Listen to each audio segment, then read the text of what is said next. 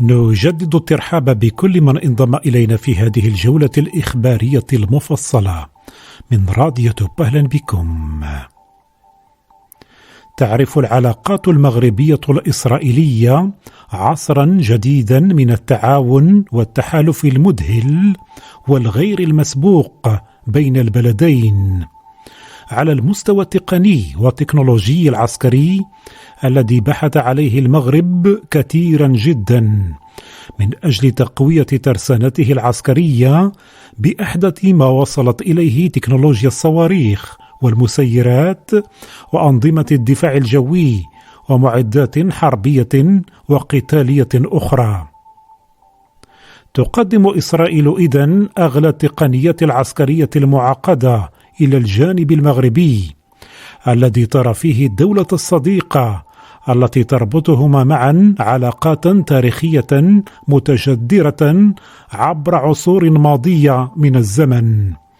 ولا بأس أن يوضع بعض ما توصل به علم إسرائيل من اختراعات تكنولوجية بالغة الأهمية من الناحية العسكرية في متناول شركائها المغاربة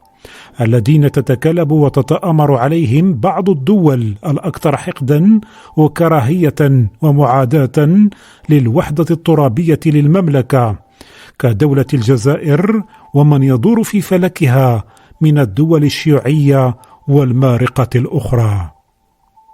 وفي هذا الصدد يتعزز التقارب المغربي الإسرائيلي أكثر فأكثر ليأخذ منحنيات عليا ومتقدمة وقل نظيرها في العالم، حيث تم مؤخرا تعيين ملحق عسكري إسرائيلي دائم داخل المغرب، وهو ما يعني أن الجزائر ستواجه المتاعب والأخطار ومن الآن فصاعدا، وأن أي خطأ بسيط يقدم عليه النظام العسكري الجزائري في حق مصالح إسرائيل في المنطقة وأفريقيا ستجد الجزائر نفسها في مواجهة سياسية وعسكرية غير متكافئة مع الحكومة الإسرائيلية وترسانتها العسكرية المتقدمة ونفوذها السياسي الذي سيخمد ويطفي أي محاولة دولية تحاول التعاطف مع الجزائر حينما تتعرض لضربات عسكرية إسرائيلية تحت أي ظرف من الظروف. كما أن الجزائر لا حول لها ولا قوة أمام أي مواجهة عسكرية أو سياسية مع إسرائيل، فكفة ميزان القوة يميل بشكل مطلق للجانب الإسرائيلي الذي بإمكانه إلحاق الهزيمة المدوية بالعسكر الجزائري دون خسائر كبيرة من جانب القوات الإسرائيلية المهاجمة، خاصة وأن تل أبيب ستعتمد على المعدات العسكرية الأكثر تقدما لضرب مقرات تدريبات حزب الله اللبناني وباقي الميليشيات الإيرانية داخل التراب الجزائري، وكذا استهداف الأهداف العسكرية الجزائرية كالتكنات ومستودعات السلاح، وذلك باستخدام المسيرات وصواريخ الغواصات البعيدة المدى التي تتواجد بمياه الشرق الأوسط والمحيط الأطلسي. كما ستستخدم إسرائيل بعض القواعد العسكرية المغربية في الجهة الشرقية من أجل توجيه ضربات جوية أو استخباراتية ضد جميع الأهداف المعادية داخل الأراضي الجزائرية.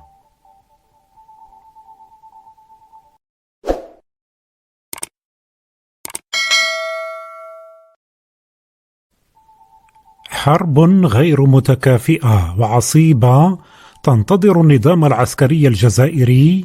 الذي ستتحول أراضيه إلى سيناريو العراق وسوريا، حيث ستستبيح الطائرات الإسرائيلية أجواءه صباح مساء لتقصف وتدمر أهدافا عسكرية أجنبية داخل التراب الجزائري، والذي لا حول ولا قوة لنظام العسكر لصد مثل هكذا هجمات واختراقات جوية، والتي تتطلب أنظمة دفاع جوي عالية الدقة إضافة إلى محطات إنذار مبكر على درجة كبيرة من التعقيد، زيادة على انعدام القدرات الاستخباراتية وضعف الحرب السبرانية لدى العسكر الجزائري في مواجهة قوة عسكرية متفوقة عجز كل العالم العربي من المحيط إلى الخليج في مواجهتها وكسب الحرب ضدها، فما بالك بدولة الجزائر الضعيفة والمتخلفة أمنيا وعسكريا واقتصاديا. ورغم هذا كله يدخل العسكر الجزائري نفسه في متاهات غير ضرورية من خلال تحالفه مع أكثر الدول عداء للعرب كالنظام الإيراني، مع استضافة ميليشياته واقتناء أسلحته ضد جار مسالم كالمغرب وضد مصالح وأمن باقي الدول العربية والإقليمية المعنية. وبهذا تعطي الجزائر فرصة ذهبية لإسرائيل ومن بعدها دولا أخرى لتحويل أراضيها وكامل ترابها إلى دمار وخراب، وذلك خلال المراحل القليلة المقبلة. هذا ورغم تخصيص الحكومة الجزائرية مبلغا ضخما في الميزانية الجديدة للدفاع برسم السنة الحالية والتي تقدر بنحو 20 مليار دولار، إلا أن وجودا عسكريا إسرائيليا بمحاذاة الحدود مع الجزائر يعد أمرا صعبا ومخيفا لا يمكن تجاهلها أو التقليل من خطورته، رغم صفقات الأسلحة الكبيرة التي طلبها النظام الجزائري من الاتحاد الروسي، خاصة المنظومات الدفاعية كصواريخ S-400 وأنظمة التشويش الإلكتروني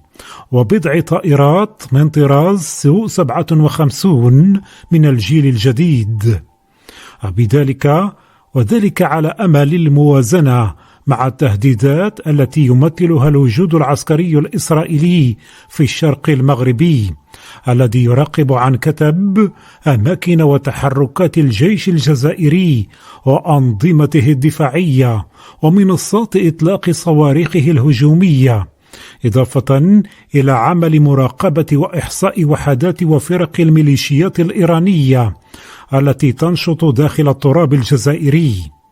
والتي ترى فيها إسرائيل تهديدا مستقبليا لمصالحها وشراكاتها الاقتصادية والعسكرية داخل القارة الأفريقية. عددنا الإخبار انتهى، دمتم في رعاية الله وإلى اللقاء.